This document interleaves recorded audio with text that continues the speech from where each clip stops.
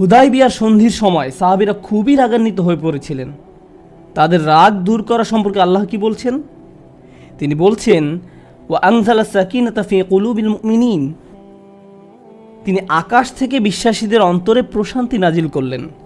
প্রশান্তি আমাদের নিজেদের কাছ থেকে আসে না, আমরা নিজেদের প্রশান্ত করতে পারি না।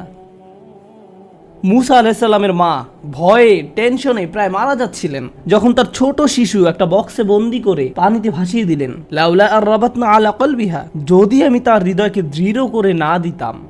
তার নিজের পক্ষে সেই অন্তরকে দৃঢ় করা সম্ভব ছিল না। ঐশ্বরিক হস্তক্ষেপ বলে এটা ব্যাপার আছে।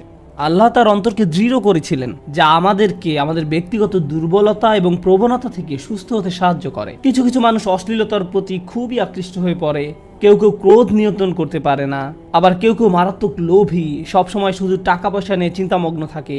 তারা এইসব থেকে বের হয়ে আসতে চায়, কিন্তু নিজেদের সাথে যুদ্ধ করে পারে না। এই সব সমস্যার